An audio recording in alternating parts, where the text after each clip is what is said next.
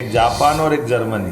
तो जर्मनी उसमें बैठा है जिसको हम चौथे नंबर पर अपने को ला करके जर्मनी को पीछे करेंगे, फिर जापान तरफ बढ़ेंगे।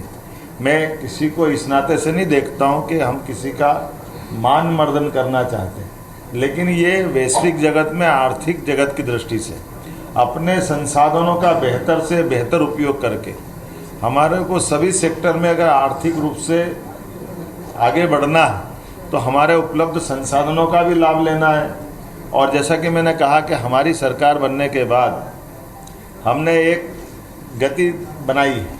उस गति की अगर क्रम से मैं बात करूं तो क्रम भी आपको दिखाई देगा।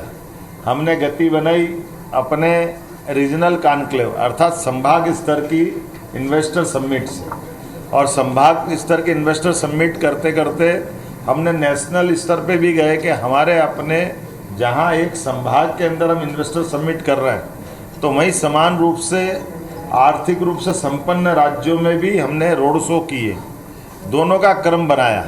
हम अपने जबलपुर, ग्वालियर, सागर, रीवा, उज्जैन भी गए, तो हम बेंगलोर, बम्बई, कलकत्ता ऐसे राज्यों, कोयम्बटूर, इन स्थान पर जाकर के, हैदराबाद, इन स्थान पर जाकर के रोड शो के माध्यम से बड़े पैमाने पर देश के अंदर के निवेशकों को भी हमने अपने आप को उनसे जोड़ने का प्रयास किया।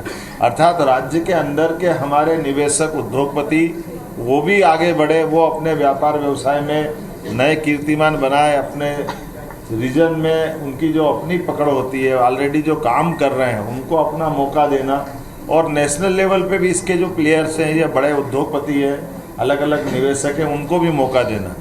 और जैसा कि जानकारी है कि इसी महीने हमारी 7 तारीख को रीजनल कॉन्क्लेव नर्मदापुरम में होने वाली है, और अगले और संभाग स्तर के इन्वेस्टर समिट करते करते हमने नेशनल स्तर पे भी गए कि हमारे अपने जहां एक संभाग के अंदर हम इन्वेस्टर समिट कर रहे हैं तो वहीं समान रूप से आर्थिक रूप से संपन्न राज्यों में भी हमने रोड शो किए, दोनों का क्रम बनाया। हम अपने जबलपुर, ग्वालियर, सागर, रीवा, उज्जैन भी गए, तो हम बेंगलोर, बम्बई, कलकत्ता ऐसे राज्यों, कोयम्बटूर, इन स्थान पर जाकर के, हैदराबाद, इन स्थान पर जाकर के रोड शो के माध्यम से बड़े पैमाने पर देश के अंदर के निवेशकों को भी हमने अपने आप को उनसे जोड़ने का प्रयास किया। अर्थात राज्य के अंदर के हमारे निवेशक, उद्योगपति वो भी आगे बढ़े, वो अपने व्यापार व्यवसाय में नए कीर्तिमान बनाए, अपने रीजन में उनकी जो अपनी पकड़ होती है, ऑलरेडी जो काम कर रहे हैं उनको अपना मौका देना, और नेशनल लेवल पे भी इसके जो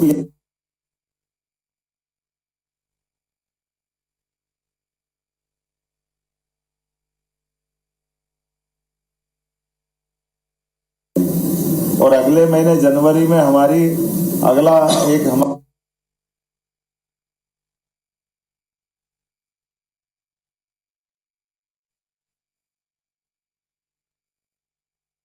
इन्वेस्टर समिट होगी। और जैसे हमने कहा कि हमारा प्रदेश पूरा एक तरह से सब काम सब दूर करने के लायक बने, इसीलिए इस रीजनल कॉन्क्लेव को हमने रीजन में संभाग केंद्र पे किया है।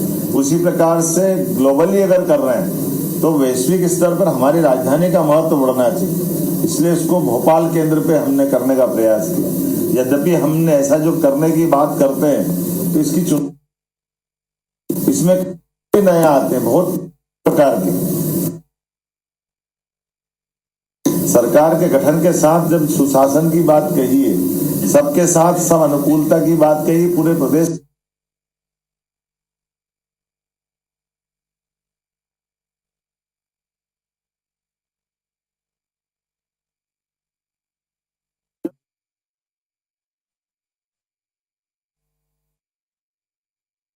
प्रकार से अपेक्षित है।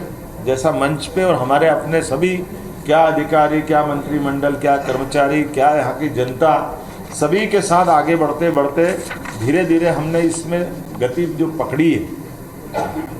मुझे इस बात के संतोष है कि ये हम केवल इंडस्ट्री की बात कर रहे हैं तो इंडस्ट्री में हैवी इंडस्ट्री की बात नहीं कर रहे हैं, हैवी इंडस्ट्री में मध्यम श्रेणी इंडस्ट्री की बात भी कर रहे हैं, हम लघु और कुटीर उद्योग की बात भी कर रहे हैं, क्योंकि छोटे से छोटा भी व्यवसाय है, उसमें भी काम धंधा भी मिलता है और बड़े पैमाने पे संभावना भी है।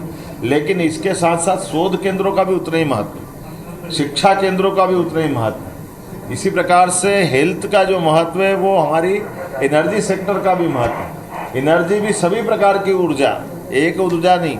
और ये भी बात सही है कि हम ऊर्जा के बिना ये विकास के आयाम को पूरा नहीं कर पाएंगे। इसलिए विकास में भी हम समान रूप से ऊर्जा को भी उतना ही महत्व दे रहे हैं। आज हम अगर सरप्लस एनर्जी के सेक्टर में हैं तो सरप्लस होते हुए भविष्य में जितनी इंडस्ट्रियाँ लगेगी उसके लायक भी हमारी ऊर्जा के भंडार ऐसे होना चाहिए। और ऊर्जा में भी आजकल ग्रीन एनर्जी भी आ गई, नवकरणीय ऊर्जा भी आ गई। हमारे जो संसाधन है उनमें हर एक के रास्ते निकालते हुए प्राइवेट सेक्टर को भी, गवर्नमेंट सेक्टर को भी और बाकी इन्वेस्टरों को भी सब सेक्टर से जोड़ने की बात कर रहे हैं। तो मुझे आज इस बात की प्रसन्नता है कि अगर मैं यूके और जर्मनी पे आकर के बात करूं, बाकी तो विस्तार से बात करेंगे, तो हमने अगर यूके की यात्रा की अर्थात इंग्लैंड के अंदर भी जब बात रखी सबके सामने, तो अब संकट क्या है, ऐसा करो ना, इधर में से कोई एक बड़ा करो ना जो इनमें से एक का हाथ उठाना वो करवा दे।